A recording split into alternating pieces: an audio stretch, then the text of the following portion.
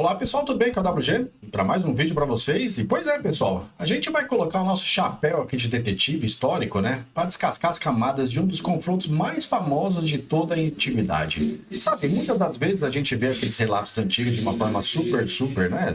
Superficial, vamos dizer, né? Mas acabamos perdendo toda aquela bagagem cultural incrível e as crianças vibrantes da época.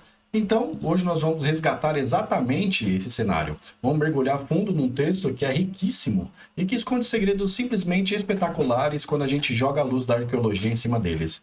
Prepare-se para entender o que realmente estava em jogo naquele embate lendário no topo do Monte Carmelo.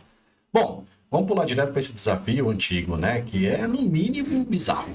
Um cenário de pura tensão, né? De um lado está Elias, o profeta, né? Que representa Javé, o Deus tutelar de Israel. Do outro, uma comitiva gigante, né? 450 profetas de uma divindade rival chamada Baal.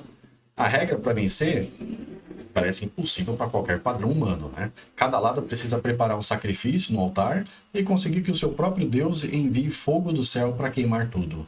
E é fascinante ver como a narrativa faz questão de elevar o drama ao máximo de propósito, né? Enquanto os profetas de Baal falham miseravelmente, chegam num ponto de se ferirem para entrar em transe e nada acontece, Elias não só fica lá esperando, ele vai lá e manda encharcar o próprio altar e o sacrifício com litros e litros de água. Ele até manda cavar um poço em volta, né? E encher tudo. Fazer o fogo pegar no meio de uma piscina dessas torna a exigência do milagre algo ainda mais formidável. Isso já mostra logo de cara que só um ser com controle absoluto sobre os elementos, né, conseguia dar conta do recado. Mas aí, para a gente não ficar apenas na superfície dessa história, temos que fazer aquela pergunta que não quer calar. Afinal de contas, quem é esse Deus rival e de onde ele sai? E mais, né? Por que tem tantos profetas dele andando livremente, atuando por todo Israel? A resposta está na velha política. Templos para Baal já existiam na região de Canaã muito antes de Israel se formar, né? Mas o culto ganha uma força absurda através de um casamento dinástico. Um casamento de interesses, né? O rei de Israel, na época, o Acabe, casou-se com Jezabel. Ela era filha de Et-Baal, o rei de Tiro, lá nas terras fenícias, bem mais ao norte.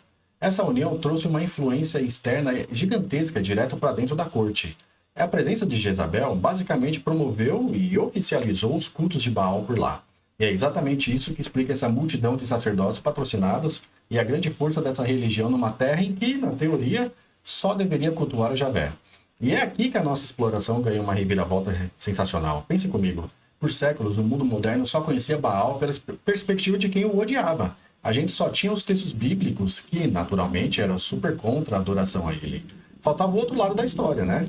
Só que tudo isso mudou de um jeito espetacular na década de 1920. Foi quando descobriram os famosíssimos textos de Ugarit, lá na região de Rachandra, né, onde hoje é a Síria. Eles desenterraram várias tábuas de argila cheias de escritas coleiformes que foram feitas pelos próprios seguidores e sacerdotes dessa divindade. Pessoal, esse foi um salto fundamental para a história, né? A gente deixou de ter só uma visão crítica e começou a conhecer a mitologia real do negócio, com as histórias exatas que o povo daquela época contava, né? E nas quais eles acreditavam fervorosamente. E essas tábuas revelaram o caótico e super fascinante ciclo de Baal, que é a narrativa principal que a gente precisa conhecer. Funciona mais ou menos assim. Baal começa a sua jornada derrotando o deus Yan, que é a personificação do mar tempestuoso. Uma vitória épica, né? Com isso, o status dele vai lá para a altura e ele exige um palácio dos deuses supremo do panteão, chamado El. Depois de muita insistência de Deus como Anat e Atirak, El acaba cedendo e o palácio é construído. E aí, para comemorar Baal, dá um banquete daqueles, né? Mas ele comete um erro fatal. Ele simplesmente esquece de convidar Mots, o deus da morte e do submundo. É claro que Mots se ofende e, como vingança, ele engole Baal, né? O universo fica em silêncio absoluto. O deus poderoso cai sobre o domínio total da morte. E isso até ser resgatado de forma heróica por sua esposa, né? A deusa Nats. E por Chapas, né, a deusa do sol. É uma narrativa de poder, morte e ressurreição incrivelmente dramática e poética. Agora, para a gente realmente entender a cabeça do pessoal do mundo antigo, precisamos pegar um conceito que é fundamental: a hierofania meteorológica. Calma que o nome é complicado, mas a ideia é simples, tá? É basicamente divinos se manifestando pelo clima. Naquela mentalidade cultural, a meteorologia não era ciência, era o termômetro direto da relação entre os humanos e os deuses. As pessoas tinham certeza absoluta de que se dessem alguns deslizes nos rituais, o cosmos inteiro ia cobrar a conta. Se uma sociedade quebrasse os seus acordos religiosos, o céu simplesmente fechava as portas e a chuva parava. A gente vê isso espelhado até em textos antigos, como Deuteronômios, né? Mostrando que a seca era uma resposta divina fortíssima. Logo, qualquer chuva ou tempestade que caísse depois de uma seca terrível era vista, sem sombra de dúvidas, como uma gigantesca intervenção de Deus operando na Terra. E guardar bem esses detalhes mitológicos é a nossa pista definitiva para desvendar o mistério lá do Monte Carmelo. Porque os textos, né, deixam claríssimo que Baal era, acima de tudo, um deus da tempestade e da fertilidade. Era ele o grande encarregado de trazer a chuva para fazer as plantações crescerem. A galera imaginava que a voz dele era o próprio estrondo do trovão, que a arma que ele segurava nas mãos era o raio. E o grande apelido de glória dele era Cavaleiro das Nuvens. Para vocês terem uma ideia, mais tarde ele até foi super associado ao deus grego Zeus, que também andava pelas nuvens e lançava raios por aí, né? Então percebam a lógica. Quando não chovia, a crença popular ditava que Baal estava ausente. E quando a chuva despencava de novo, aí era um sinal claro de que ele estava montado nas suas nuvens de volta à ação. E é exatamente por isso que a atitude de Elias durante o confronto é tão genial. Enquanto os profetas rivais estão ali gritando, implorando para que o fogo desça, Elias começa a provocar com um humor super afiado. Ele pergunta, e aí, será que o Deus de vocês está dormindo? Será que ele está ausente? O ponto crucial aqui é que isso não é só uma provocação barata. Elias está demonstrando um conhecimento teológico absurdo. Ele faz uma alusão direta, quase cirúrgica e irônica, àquele mito do ciclo de Baal que a gente acabou de ver. Ele usa a própria crença de que Baal é um deus que some, que desaparece no submundo engolido por um monte, para tirar sarro deles, né? A mensagem que Elias passa é fortíssima.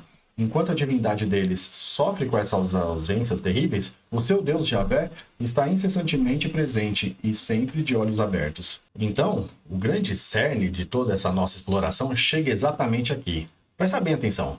Não foi um espetáculo de mágica qualquer. Aquilo era uma batalha de altíssimo risco no meio de uma seca devastadora que já durava 3 longos anos. Era um cenário de fome, onde até a realeza andava pelos campos procurando um pingo de água para salvar o rebanho. Quando eles exigem fogo do céu, na cabeça daquele povo antigo, eles estavam literalmente pedindo por um raio.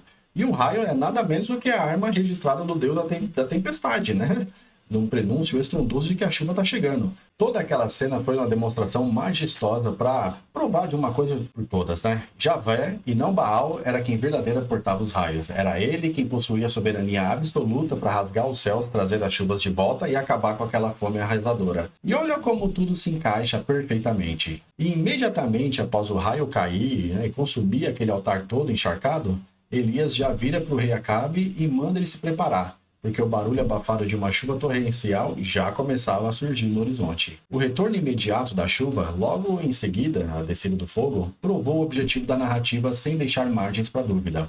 E, curiosamente, né, de um jeito quase poético, né, a resposta para a dúvida de toda aquela população, que estava dividida entre adorar Javé ou adorar Baal, já estava espelhada desde o início, né, na própria identidade do profeta vencedor. O nome Elias traduz-se de forma literal e imponente como Javé é o meu Deus. É uma verdadeira declaração de vitória embutida na própria história e no próprio personagem, né? O que nos deixa com um pensamento final verdadeiramente para explodir a cabeça, né? A gente acabou de ver como a adição de uma incrível descoberta arqueológica lá na Síria transformou uma história entre um duelo de uma fogueira no topo de uma montanha em um debate teológico super complexo. Um debate sobre ciclos de vida, a morte, deuses e a salvação no meio de uma seca extrema. Se toda essa profundidade estava escondida na história do Monte Carmelo, é inevitável a gente se questionar: quantos outros textos da antiguidade a gente não anda interpretando de forma equivocada ou achando que são só contos de fadas, simplesmente porque perdemos as chaves do seu contexto cultural original? As poeiras do tempo com certeza ainda guardam narrativas extraordinárias, esperando para serem decodificadas. Fica aí o convite para a gente manter os olhos bem abertos às antigas vozes da história. Nos vemos no próximo vídeo. Um abraço a todos e tchau, tchau!